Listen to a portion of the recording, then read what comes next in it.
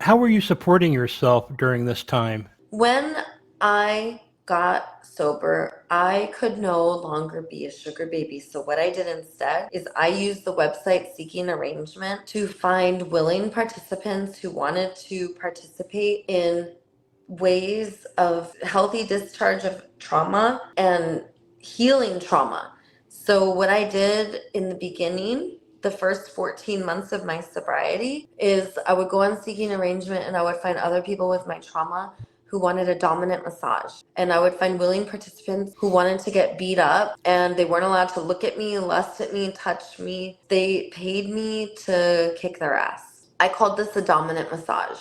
And at 14 months sober, I realized that I didn't need to use Seeking Arrangement to find people to beat them up. That I actually didn't want to beat people up. I wanted to heal them. So I went and got certified to become a hot yoga instructor, a massage therapist, and a hypnotherapist. And I put myself through school.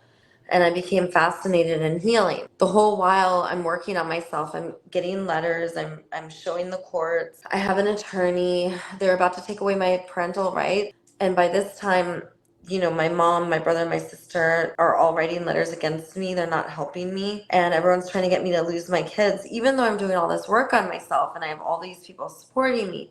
They don't listen. They terminate my rights. And I never saw my kids again after COVID. The only reason I saw them is because I would go see them illegally. So I kept catching cases. They would put restraining orders on me. I would violate those restraining orders again and again. I accumulated through the course of from 2018 till now, either 6 or 7 felonies and like 25 to 30 misdemeanors. During my healing process, I was willing to do everything that was asked of me, but I had to learn how to talk to authorities because I was speaking this language of evaluating, thinking, strategizing, demanding, threatening, punishing, rewarding. And I needed to learn how to talk about my feelings and needs, and I didn't know how. So I was yelling and threatening my social workers who were literally playing God in my life. Part of my healing work was finding nonviolent communication, learning to talk about my feelings and needs, and making requests to get everyone's needs met. Talk about neutral observations instead of evaluations about rightness and wrongness, what's good and bad, and how it should be. To learn to speak in a softer way. But it was too late. By 2 years, or a year and a half to 2 years into Department of Children and Family Services and Children and CPS in Orange County, because I transferred my case, they terminated my rights. So you wanted to know how I made my money. Guys were paying me to be a dominatrix till 14 months. Then at 14 months, I became a healer.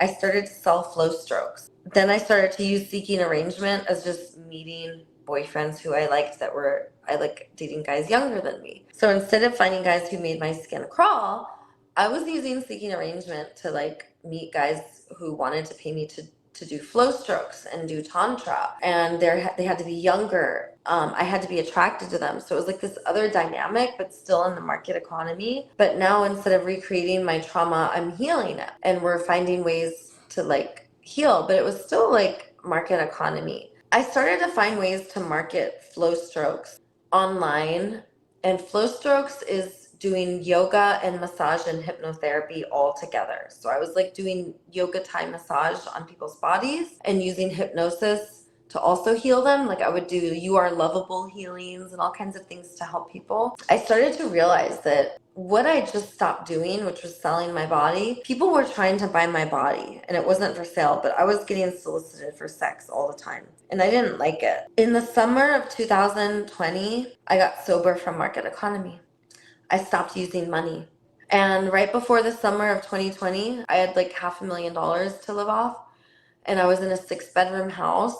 Or I had a few $100,000, maybe not $500,000, but I had a lot of money. I was able to float it for that 2 years, and then I ran out of money. When I ran out of money, I went to a 3-bedroom townhouse in Huntington Beach. It was right before I lost my parental rights, and the woman who was living with me, she even testified against me. I had to leave that place and just let her have it during COVID because she wouldn't leave. That was a big lesson to me of unconditional love. And I realized that fear is the absence of love.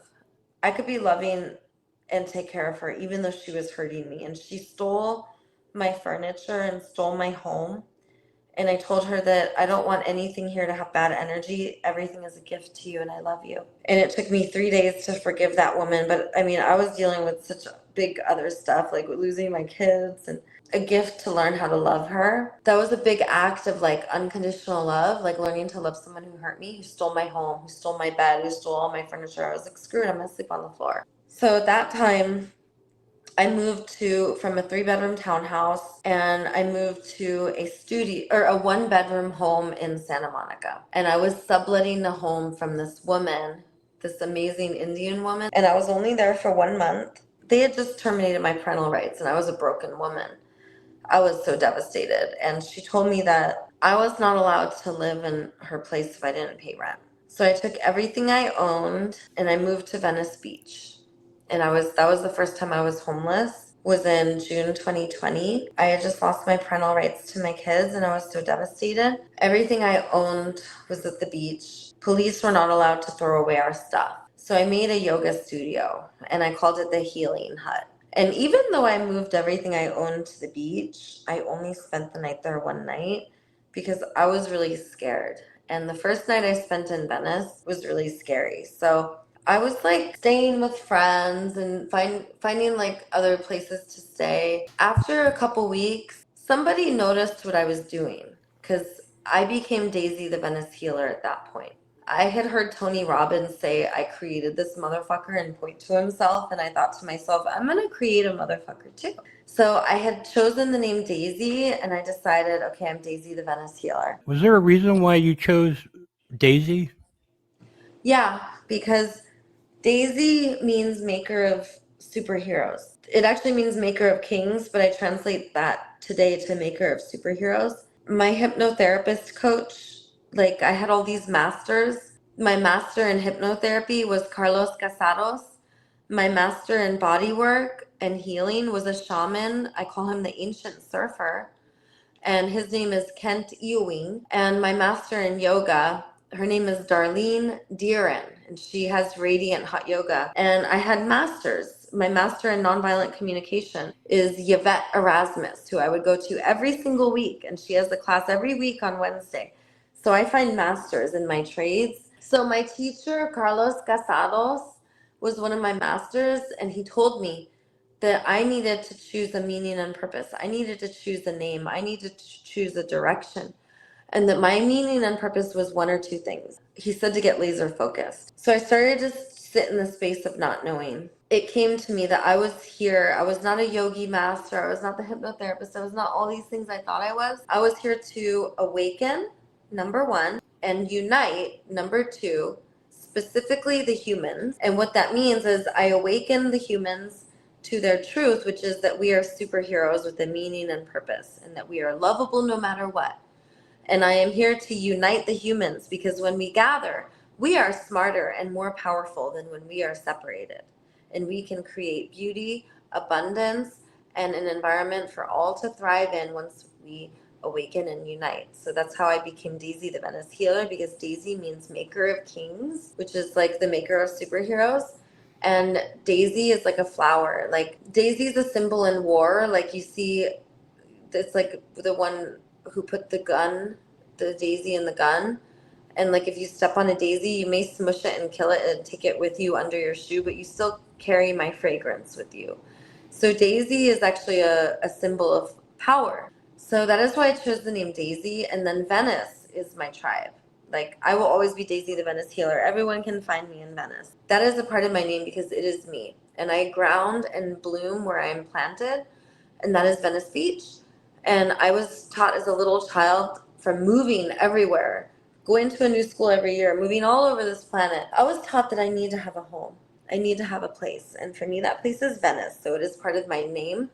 The reason why the is in there is because that's to acknowledge the oneness and also to acknowledge the fact that we need each other in order to self-actualize. We must be witnessed. So not only are we separate, we're also one. That's why it's the, because there can only be one Daisy, but we're also together. And then healer is because Part of being the awakener to everyone is I'm here to let us know that we're all the healers. By saying I'm Daisy the Venice Healer, it's like when I stand up and I say I'm Daisy the alcoholic. Saying I'm Daisy the Venice Healer, it's like my tribe is Venice, so I'm Daisy the Venice Healer because all of us are in the time of awakening. So all of us must step forth. And instead of saying I'm Daisy the alcoholic, we all say I am, put your name, and then the healer. And we need to say this because not only is it the time to heal ourselves, it is the time to heal the whole planet, to create a new human and a new earth. It is the creation of heaven on earth. It is that time. And that's what I am here to awaken us to. And that is why I chose that name. During your time incarcerated and going to hospitals and stuff, did they diagnose you with anything particularly? Yeah, I mean, I was when I was little, they weren't really diagnosing autism, but it was like similar to that. And then as an adult, like my first mental health evaluation was borderline personality. A year and a half after, then my mental health evaluations started saying PTSD with no other mental health diagnosis, and that I had done tremendous work on myself. That so I'm no longer borderline. I test now instead of disorganized attachment style, which is borderline personality.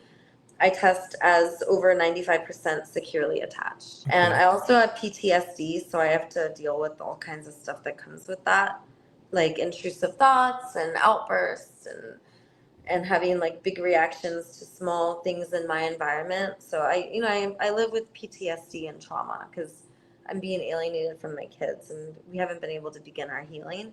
We're also, all of us are healing decades of trauma together, collective trauma. Don't you agree? Yeah, I think so. But do you think that your mission to unite the world is sort of like you're estranged from literally everyone from your past? I mean, is it sort of like you're trying to just reconnect with everyone in your world, or is it like literally the whole entire world? Oh, I would like for my soul. I believe that it is the time of gathering.